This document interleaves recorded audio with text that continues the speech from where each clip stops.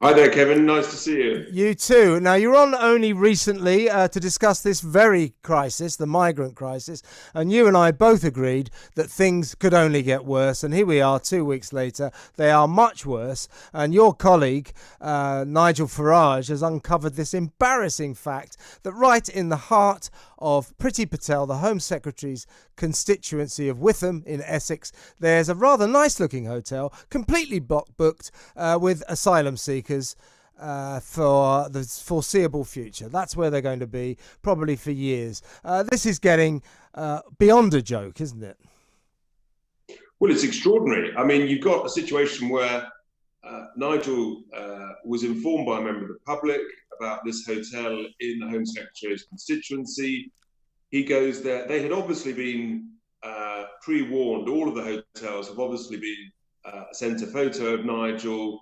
So they knew who he was the moment he arrived and made it very clear they didn't want him anywhere near. They obviously then phoned the Home Secretary or her department, so that when Nigel's video came out on at 5 o'clock yesterday, within literally 15 minutes or so, the Home Office released a statement saying there'd been an operational error and that they shouldn't have been there at all. I mean, that is just such a blatant lie. They cannot have, found that out in 15 minutes. Or it shows the incompetence, the total hapless way that the Home Office is being run, that the way that the outsourcing company, we think that one's another Serco one, is operating. I mean, it's just utterly shambolic.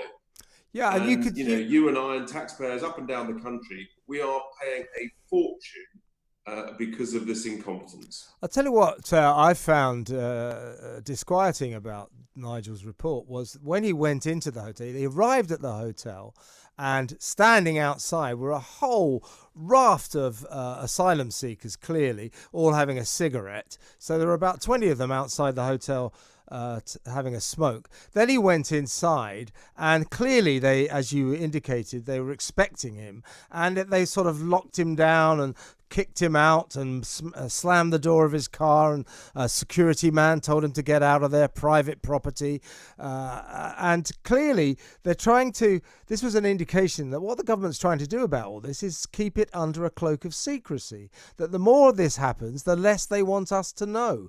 Then they were embarrassed into an apology. Are they going to apologise about all the other hotels where these asylum seekers are as well? Well, who knows? I mean, the government seems to be doing rather a lot of apologising at the moment. They've apologised for the French quarantine chaos. They apologised that this hotel is full of illegal immigrants when it shouldn't be. They're apologising today for the exams fiasco. I mean, this is a government that is beset with incompetence. And, the truth is, with this crisis, actually, it is not impossible to solve it. It is a joint problem that the French have got, that we have got, and you've got to remove the incentive. If you remove the incentive, then it will stop. This is £1 million a day industry of people smugglers who are making a fortune. They're bribing officials, probably both sides of the channel, in order to make this work. Let's also think, Kevin, who are all the people supplying all the boats every day? So, to solve this needs a joint operation where, in my view, it would be joint funded, and British and French law enforcement officers, they would patrol the beaches. There's about a 40-mile stretch either side of Calais. You need about 20 speedboats going up and down quite close to the shore. You'd soon spot them, and you return them, and you make it very, very clear: anybody that crosses or tries to cross through that way will never be allowed asylum in either France or the United Kingdom. But of course, they don't claim in France, do they? They want to get to here. But here's another solution, Richard, that I think you might agree with.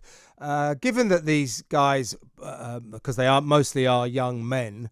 They're economic migrants. They're not really fleeing war or torture, or as Ben and Jerry claimed, they're fleeing climate crisis. How do you flee the climate crisis? I thought that was global. It's ridiculous.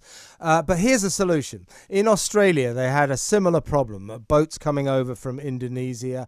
What they did was they elected to get their asylum applications processed within 3 to 4 weeks and give them an immediate, quick decision. Priti Patel is the Home Secretary. Surely she can tell the Home Office, get the right people in the right department of the Home Office and say, these applications will no longer take years to process. They will take 3 weeks. That's how long they will take. And we'll give these people an instant decision. And since they chose to come into this country illegally, the answer is very, very likely, almost 100% to be no. Once that message gets over, that their applications will be processed very quickly and they'll be told no, then the message will get out and they will stop coming. Correct. But then if the answer is no, you've then actually got to make it clear that they will be deported back to their country of origin. And I think that actually we genuinely, let's be honest, the French have got the same problem here. It's very convenient for the French to try and palm off that problem with lots of people coming to the UK, and we're clearly we're seen as a softer touch. We clearly provide more comfortable housing, we provide better food, and we provide it seems, a higher weekly subsistence. So if you make it a joint issue and say, actually, both countries are going to deal with all of these claims within, as you say, a matter of weeks, and everybody is turned down, gets returned, then you deal with it. This stuff is not rocket science. It requires competent senior officials to apply some common sense and some urgent diligence to this. Yeah, she's got a problem with the Home Office. The Home Office, some critics say, and I tend to sympathise with them, deliberately drags its heels on these issues, and they take ages to do everything. As I say, perhaps she could get a streamlined department in charge of processing these applications, do it in 3 weeks, and since they came over illegally, I don't see why they should expect a positive result here.